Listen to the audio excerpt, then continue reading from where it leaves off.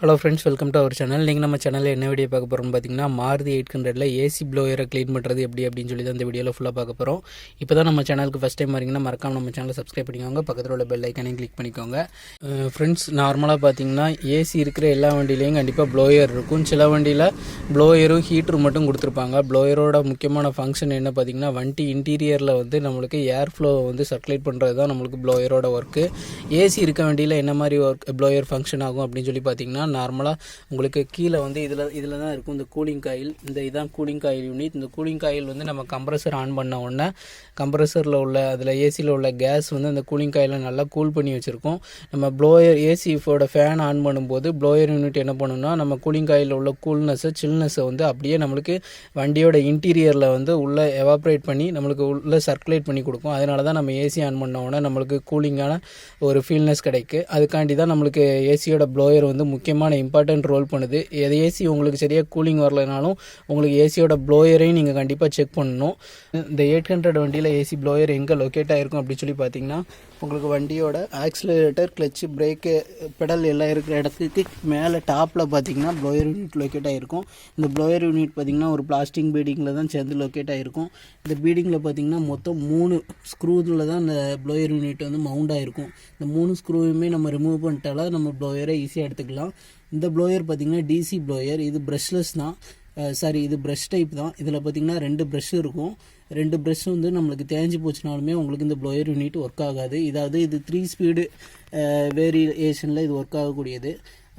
Low, medium, high அந்த மாதிரி நம்ம நார்மல் டேபிள் ஃபேனில் உள்ள மாதிரி தான் இது இந்த ஸ்பீடு வேரியேஷனில் ஒர்க் ஆகக்கூடியது. இந்த ப்ளோயரை நம்ம கலத்தி எப்படி க்ளீன் பண்ணுறது அப்படின்னு சொல்லி பார்க்கலாம் ஃப்ரெண்ட்ஸ். இந்த ப்ளோயரில் பார்த்தீங்கன்னா மொத்தம் 3 ஸ்க்ரூ இருக்கும். இல்லைனா 8ஆம் நம்பர் ஸ்பேனர் வச்சு நீங்கள் லூஸ் பண்ணிக்கலாம். 1, 2, அதே மாதிரி இந்த சைடு பார்த்தீங்கன்னா 3 ஸ்க்ரூ இருக்கும். இதில் வந்து ஃபஸ்ட்டு வந்து நம்ம கனெக்டரை வந்து ரிமூவ் பண்ணி விட்டுக்கலாம்.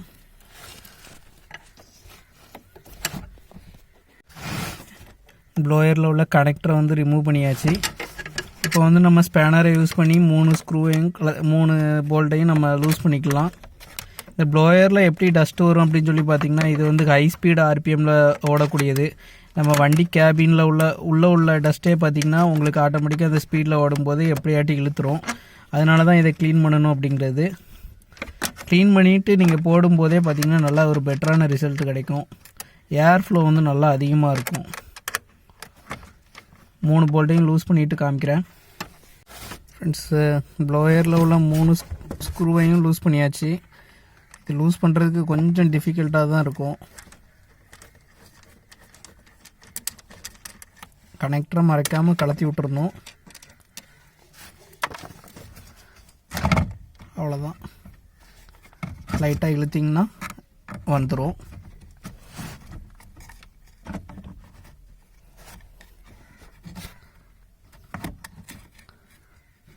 உள்ள டஸ்ட்டை தான் நம்ம க்ளீன் பண்ண போகிறோம். உள்ளே பார்த்திங்கன்னா கூலிங் காயில், இதுதான் கூலிங் காயில். ரேடியேட்டரில் உள்ள மாதிரி தான் இது இருக்கும். இதில் தான் அந்த கூலிங்கான கேஸும் அந்த கூலிங்னஸை கொடுத்துட்ருக்கோம். இந்த ஃபேன் ஓடுறம்போது அந்த கூலிங் வந்து அப்படியே நம்ம இன்டீரியருக்கு ஃபார்வர்ட் ஆயிரும். ப்ளோயர் யூனிட்டில் லைட்டாக குட்டி குட்டி டஸ்ட்டு எல்லாமே இருக்குது. ரொம்ப அந்த அளவுக்குலாம் டஸ்ட் இல்லை. நான் அடிக்கடி க்ளீன் பண்ணிடுவேன் அந்த ப்ளோயர் யூனிட்டை, அதனால் அந்தளவுக்கு டஸ்ட் இல்லை. இப்போ இதையும் நல்லா நம்ம வாட்டரை வச்சு க்ளீன் பண்ணிவிட்டு, உள்ளே தண்ணி போயிடக்கூடாது, சேஃப்டியாக க்ளீன் பண்ணிவிட்டு நம்ம பழையபடி மாட்டிட வேண்டியதான். லைட்டாக தண்ணி திறந்து காயிலுக்குள்ளே தண்ணி போயிடக்கூடாது. சேஃப்டியாக ஃபஸ்ட்டு க்ளீன் பண்ணிட்டு அதுக்கப்புறம் தொடச்சிக்கலாம். பாருங்கள், டஸ்ட் இல்லாத மாதிரி தான் இருக்கும். ஆனால் பார்த்தீங்கன்னா டஸ்ட்டு எப்படினாலும் இருக்க தான் செய்யும்.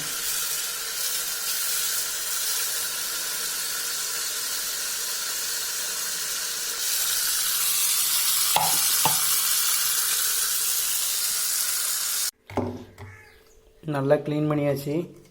நம்ம இதில் உள்ள ஈரப்பதம் இருக்குது. அந்த ஈரப்பதத்தை போகிறதுக்காண்டி லைட்டாக ப்ளோயர் ஆன் பண்ணி ப்ளோயர்லேயும் நல்லா விட்டுறணும்.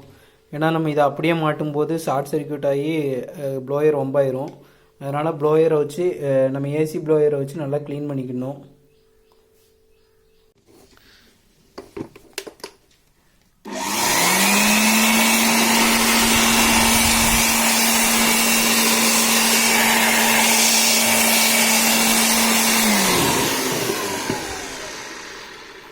இந்த ப்ளோயரை வச்சு நம்ம க்ளீன் பண்ணும்போது பார்த்திங்கன்னா உள்ளே எதுவும் நம்ம கழுவுன தண்ணி துளி எதுவும் இருந்துச்சுனாலும் உள்ளே உள்ளது எல்லாமே வெளியே வந்துடும்.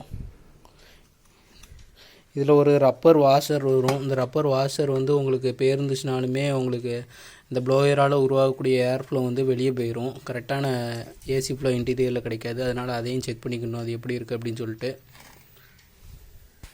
இன்னும் அப்படியே மாட்டிடலாம் ஃப்ரெண்ட்ஸ், அவ்வளோதான். ப்ளோயர் மாட்டும் போது இந்த ப்ளோயரில் உள்ள பிளாஸ்டிக் பீடிங்லேயும் எதுவும் அழுக்கு எது இருந்தாலும் நல்லா தொடச்சிடணும். இப்போ பார்த்திங்கன்னா இந்த மாதிரி அழுக்கு எதுவும் இருந்துச்சுனாலும் நம்ம ஒரு துணியை வச்சு தொடச்சிடணும். இப்போ ப்ளோயரை மாட்டிட வேண்டியதான். எல்லா நட்டையும் நல்லா டைட் பண்ணிவிட்டு கனெக்டரை மாட்டிட்டு நம்ம ப்ளோயர் ஆன் பண்ணும்போதே நம்மளுக்கு தெரியும் ஃபஸ்ட்டு இருந்ததுக்கும் நம்ம க்ளீன் பண்ணதுக்கப்புறம் எப்படி வித்தியாசம் இருக்குது அப்படின்னு சொல்லி நம்மளால் நல்லா ஃபீல் பண்ண முடியும். கனெக்டரை மாட்டிடலாம்.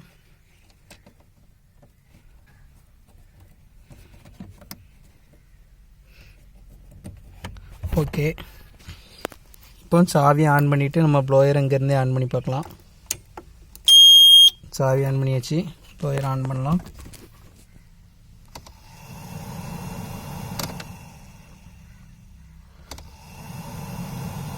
ஓகே, ஒர்க் ஆகுது.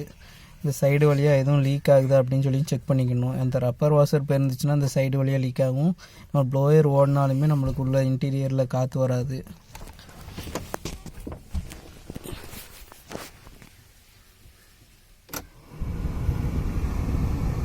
நல்ல ஒரு ஏர் ஃப்ளோ கிடைக்கி. நீங்களும் உங்கள் வண்டியில் கண்டிப்பாக இந்த ப்ளோயர் யூனிட்டை க்ளீன் பண்ணிவிட்டு அவுட்புட் எப்படி இருக்குது அப்படின்னு சொல்லி கமெண்ட் பண்ணுங்கள், லைக் பண்ணுங்கள், ஷேர் பண்ணுங்கள். மறக்காமல் நம்ம சேனலையும் சப்ஸ்கிரைப் பண்ணிக்கோங்க. எக்ஸ்ட்ரா ப்ளோயர் எப்படி மாட்டுறது அப்படின்னு சொல்லியும் தனியாக ஒரு வீடியோ போட்டிருக்கோம். அதையும் பார்க்காதவங்க போய் பார்த்துக்கோங்க. Thank you friends.